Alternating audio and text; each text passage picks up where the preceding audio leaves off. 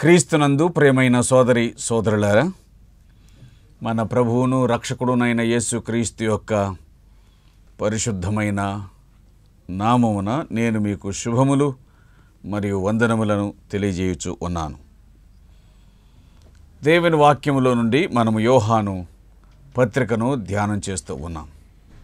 3వ పత్రిక 2వ వచనాన్ని నేను చదువుచున్నాను. ప్రియుడా, నీ ఆత్మ వర్ధిల్లుచున్న ప్రకారము నీవన్ని విషయంలోనూ వర్ధిల్లుచు సౌఖ్యముగా ఉండవలనని ప్రార్థించుచున్నాను. నీ ఆత్మ వర్ధిల్లిన ప్రకారం, అదేవిధంగా అన్ని విషయంలోనూ వర్ధిల్లుచు సౌఖ్యముగా ఉండాలని నేను ప్రార్థించుచున్నాను. గాయు విషయమై యోహాను యొక్క ఆశ. మరి మనము 2 విధాలుగా వర్ధిల్లాలి అన్నటువంటిది అనేకులు భావిస్తున్నటువంటి విషయం. అందులో తప్పు లేదు. కానీ ఏది రమ్యమో, ఏది శాశ్వతమో, ఏది మాన్యమో ఆ తారతమ్యం తెలియకపోతే మనము దారి తప్పడానికి అవకాశం ఉంది. కనీసం నిరుత్సాహపడడానికైనా అవకాశం ఉంది. మనకు భక్తి జీవితం అన్నటువంటిది భౌతిక జీవితానికి భరోసానిచ్చేది కాదు.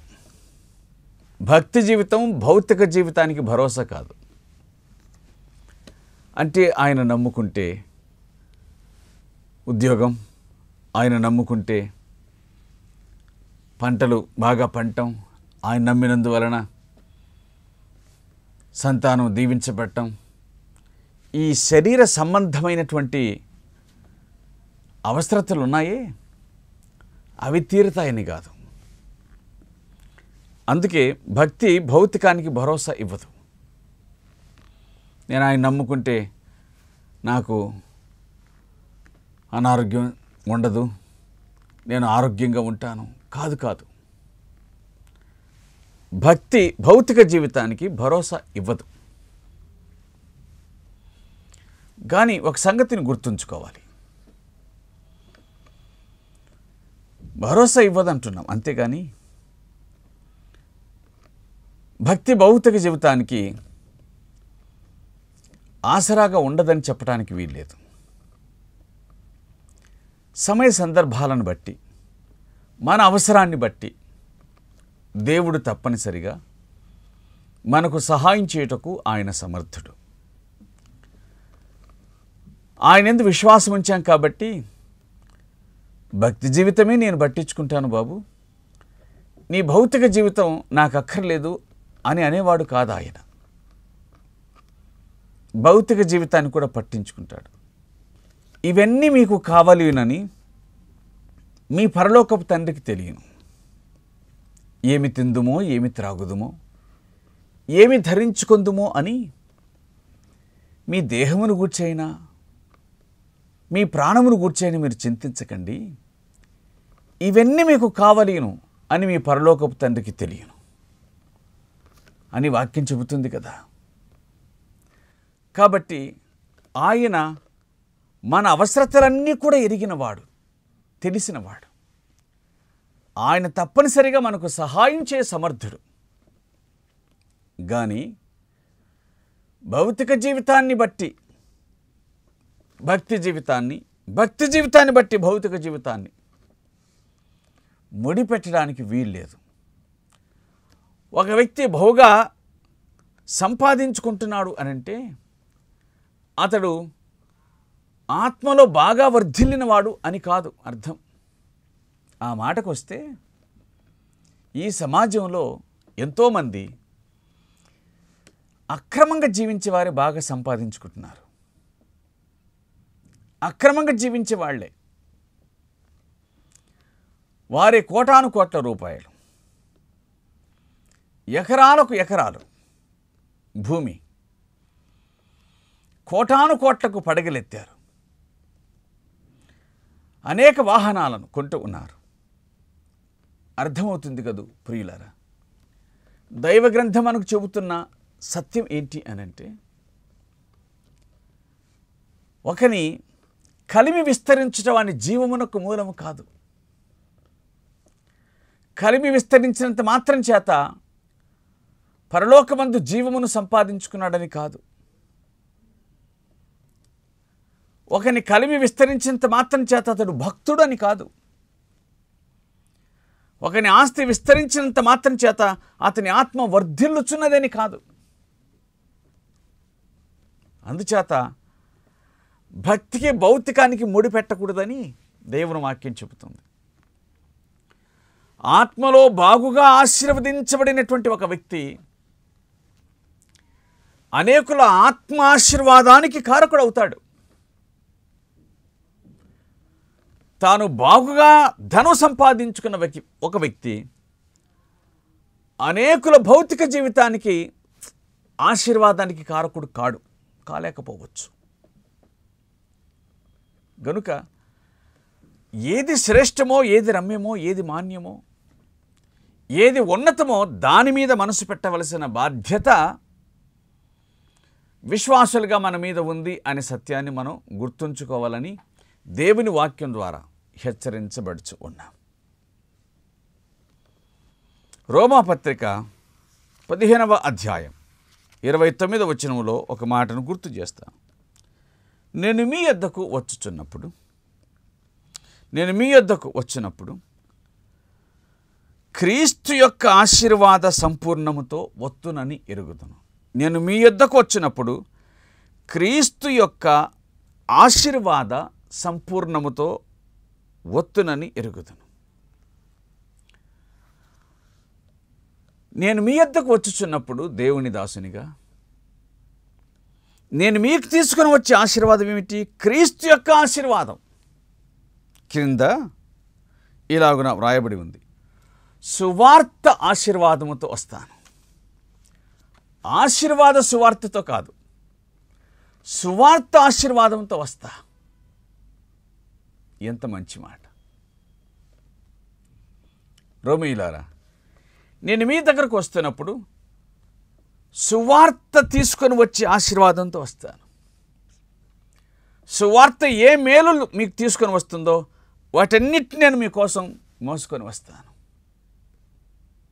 అంతేగాని ఆశీర్వాద సువార్త కాదు. సువార్త ఆశీర్వాదానికి, ఆశీర్వాద సువార్తకు ఉన్న తేడా ఏంటంటే, సువార్త ఆశీర్వాదం అనగా సువార్తను విశ్వసించుట వలన కలిగేటువంటి ఆశీర్వాదం, పాపక్షమాపణ, మారు మనస్సు, పొందబోయే పరిశుద్ధ జీవితం, చివరిగా పరలోక రాజ్యం. ఆశీర్వాద సువార్త అంటే ఏంటి? సువార్తకు ముందుగా లేక సువార్త వీటన్నిటిని, ఈ ఆశీర్వాదాలన్నిటిని తీసుకొని వస్తుంది. ఏ ఆశీర్వాదాలు అంటే, ఆయన నమ్మితే సంతానం, ఆయన నమ్మితే ఉద్యోగం, ఆయన నమ్మితే పొలం, ఆయన నమ్మితే స్థలం, ఆయన నమ్మితే మంచి ఇళ్ళు, ఆయన నమ్మితే అన్నీ. అంటే మన బ్రతుకు తెరువునకు అవసరమైనవన్నీ, భౌతిక బ్రతుకు తెరువునకు అవసరమైనవన్నీ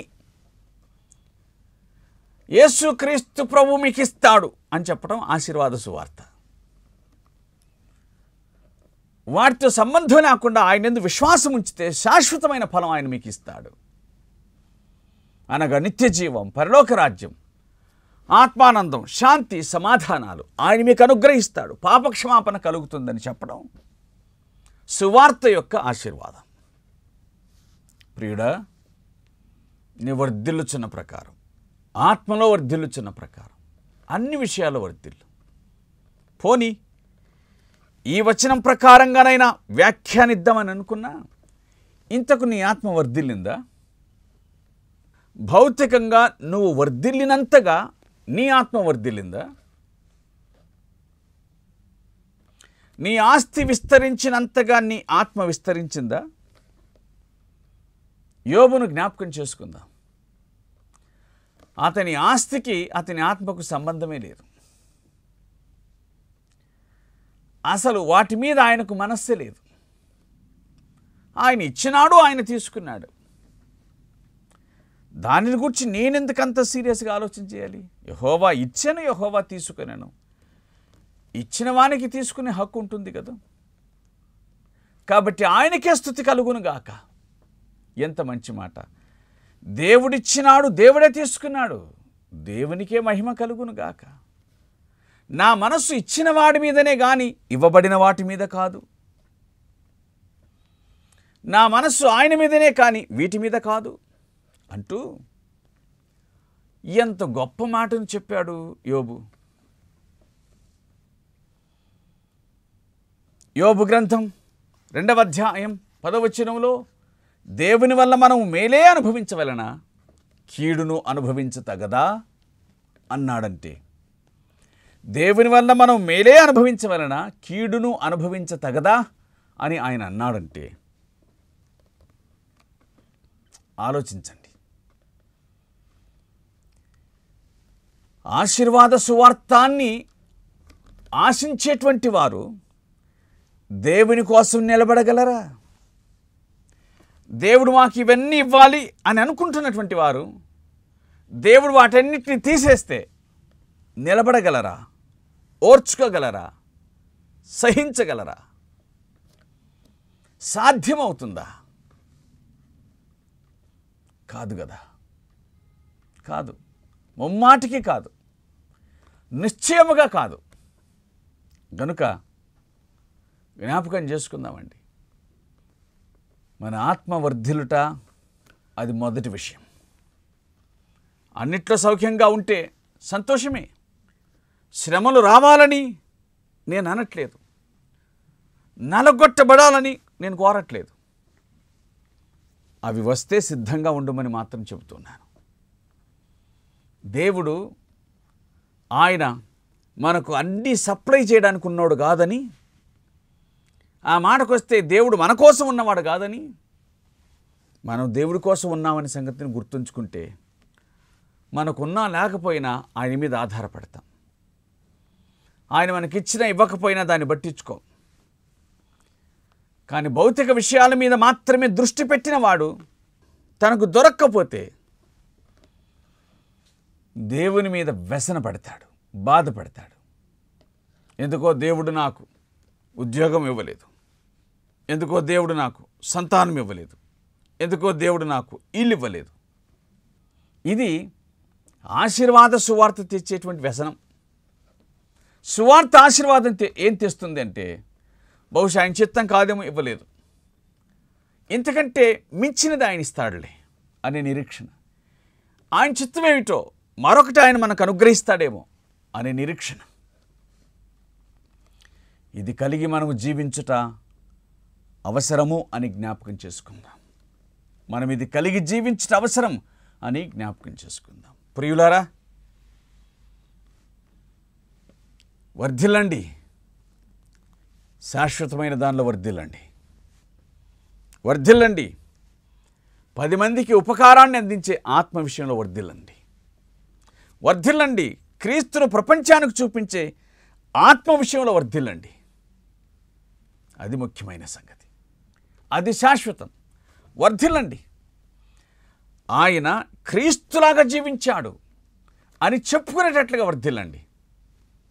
ఎందుకంటే సంపాదించిన ఆస్తి నిలవదని, దాని వెంట తీసుకొని పోలేమని మనం బాగుగా ఎరుగుదము కదా. గనుక చేయవలసిన పని ఏమిటి అనంటే, ఏది శాశ్వతమో దాని మీద మనస్సు పెట్టి మనలను తన కొరకు సంపాదించుకున్న క్రీస్తును సంతోషపెట్టుట, అది మన అవసరంగా భావిద్దాం. యోహాను వ్రాసిన పత్రిక, 3వ పత్రిక, 3వ వచనం, నీవు సత్యమును అనుసరించి నడుచుకొనుచున్నావు గనుక. నీవు సత్యమును అనుసరించి నడుచుకొనుచున్నావు గనుక సహోదరులు వచ్చి నీ సత్య ప్రవర్తన గురించి సాక్ష్యం చెప్పగా విని బహుగా సంతోషించితిని. నీవు సత్యమును అనుసరించి నడుచుకొనుచున్నావు కాబట్టి నేను నిన్ను ప్రేమించా. సత్య సంబంధులే సహవాస సంబంధులు కూడా, సత్య సంబంధులే స్నేహ సంబంధులు కూడా. నీవు సత్యమును అనుసరించి నడుచుకొనుచున్నావు. దేవునికి స్తోత్రం. సత్యమై ఉన్న క్రీస్తును ఎరిగిన వారు, సత్యమై ఉన్న క్రీస్తును అంగీకరించిన వారు ఆయనను అనుసరించి నడుచుకొనుట వారి బాధ్యత, వారి ధర్మం, అది వారి అవసరత. సత్యమును అనుసరించి నడుచుకొనుట. సత్యముతో రాజీ పడకండి, సత్యమును అనుసరించి నడుచుకోండి. సత్యం సంకటం. సత్యం అంటే జనానికి ఇష్టం ఉండదు. నువ్వు సత్య సంబంధివైతే ప్రజలు ఇష్టపడరు. కానివ్వండి, సత్యం కోసం కొన్నాళ్ళు బ్రతికిన గాని చాలు. సత్యమును అనుసరించి నడుచుకుంట చాలా కష్టం. సత్యాన్ని అబద్ధంతో రాజీ పరచటం, లేక నువ్వు రాజీ పడటం అది చాలా సులభం. దేవుని వాక్యమునందు ఒక మాటను ఇలాగున నేను మీ కొరకై గుర్తు చేయవలసిన అవసరము ఉంది. ఆ మాట రాజుల గ్రంథమునందు నేను మీ కొరకు దాన్ని గుర్తు చేయవచ్చు ఉన్నాను. రాజుల గ్రంథం 22వ అధ్యాయం మొదటి నుంచి ఇంచుమించుగా 25 వచనాల వరకు ఈ సంగతులు ఉన్నాయి. కానీ అది అక్కర్లేదు. సత్యముతో మనం ఎలా సహవాసం చేయాలో, సత్యాన్ని ఏ విధంగా రాజీ పరచకూడదో అనే విషయాన్ని దేవుని దాసుడైన మీకాయాను గూర్చి మనం చదవగలం. మీకాయా దేవుని ప్రవక్త. రాజైన యెహోషాపాతు రామోత్-గిలాద్ మీదకి యుద్ధానికి వెళ్ళడానికి సిద్ధపడుతూ ఉన్నప్పుడు ఇశ్రాయేలు రాజును అడిగాడు, మనం వెళ్తాం కానీ ఇక్కడ ఒక ప్రవక్త ఎవడు లేడా, ఉంటే పిలిపించండి అన్నాడు. మిగతా వారంతా వెళ్ళండి, మీరు జయం పొందుతారు అంటూ వారు తమ సొంత ప్రవచనాలు చెబుతూ ఉన్నారు. కొమ్ములు తీసుకొని వచ్చి మీరు వీటితో వారిని పొడుస్తారు అని చెప్పి మాట్లాడుతూ ఉన్నాడు మిగతా ప్రవక్తలందరూ. మీకాయాను దేవుని ప్రవక్తను పిలువబోయినప్పుడు ఆ పిలువబోయినటువంటి వ్యక్తి మీకాయాతో అంటున్నారు. ఏమంటున్నారు అంటే ఇలాగు. రాజుల మొదటి గ్రంథం 22వ అధ్యాయం 13వ వచనం. మీకాయాను పిలువబోయిన దూత, ప్రవక్తలు ఏకముగా రాజుతో మంచి మాటలు పలుకుచూ ఉన్నారు కనుక నీ మాట వారి మాటకు అనుకూలపరచుమని అతనితో చెప్పగా, మీకాయ, యెహోవా నాకు సెలవిచ్చినదేదో ఆయన జీవము తోడు నేను దానినే పలికెదను. అది సత్యం కోసం నిలబడ్డం. సత్యాన్ని అబద్ధంతో రాజీపరచమని తనను పిలవడానికి వచ్చిన వారు ప్రయత్నం చేసిన యెహోవా ఏమి సెలవిస్తాడో, ఏది సత్యమో దాన్నే పలుకుతాను. అంతకంటే మించి కాదు, అంతకంటే తక్కువ కాదు. ఏమండి, ఒకటి సత్యం, గట్టిగా చెబుతున్నా. సత్యాన్ని అబద్ధాన్ని కలిపి చెబితే ప్రజలకు చాలా ఇష్టం, చెవికి ఇంపుగా ఉంటుంది. హవ్వ సాతాను శోధనకు లొంగటానికి గల కారణం ఏమిటి అనంటే సత్యం కఠినంగా ఉండింది. ఆ పండు తిని దినమున నువ్వు చస్తావు. అబద్ధం చాలా ఆనందంగా కనబడుతుంది. నువ్వు చావనే చావవు, పైగా మీరు దేవతల వలె ఉందరు. గుర్తుంచుకోండి మాట. సత్యం కఠినమైంది. అందుకే ఈ దినాల్లో చాలామంది సేవకులు టీవీలో, సోషల్ మీడియాలో, అనగా ఈ వాట్సాప్, ఫేస్బుక్లో మనకు కనిపించేటువంటి, యూట్యూబ్లో కనిపించే వారందరూ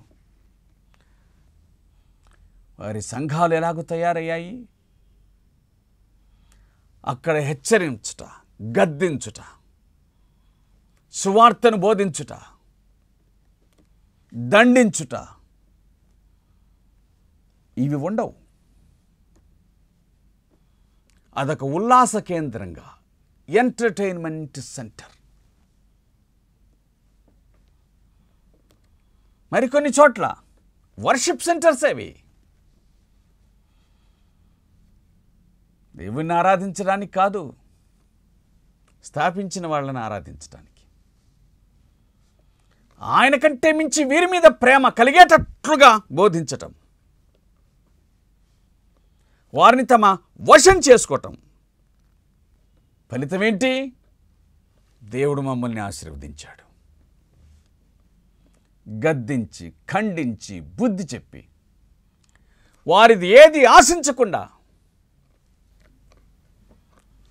అవసరమైతే తమదే ఇవ్వడం మొదలుపెట్టండి. అప్పుడు క్రీస్తు కనిపిస్తాడు. అందువలన క్రైస్తవ్యము సంపూర్ణంగా 100% కాకపోయినా ఖచ్చితంగా 80% చెడిపోయింది. ఎందుకంటే సత్యాన్ని అబద్ధంతో రాజీ పరిచే వాళ్ళు ఎక్కువయ్యారు. సత్యం కోసం బ్రతికే వాళ్ళు తక్కువయ్యారు. సత్యాన్ని చంపి బ్రతికే వాళ్ళు ఎక్కువయ్యారు. చాలా మంచి మాట. నీవు సత్యమును అనుసరించి నడుచుకొనుచున్నావు గనుక నీ సత్య ప్రవర్తనను గూర్చి సాక్ష్యం చెప్పగా విని బహుగా సంతోషించుచూ ఉన్నాను. తన స్నేహితుడు సత్యవర్తనుడైన హేతువు చేత యోహాను ఇంతగా సంతోషిస్తే ప్రభు ఎంత సంతోషిస్తాడు? భలా నమ్మకమైన దాసుడా అనడా? ఎస్ అంటాడు. మనము సత్యమునకు సాక్షులం అవుతాం, సత్యమునకు సహాయకులం అవుతాం. 2వ పత్రికలో ఆయన అదే మాటను రాశాడు.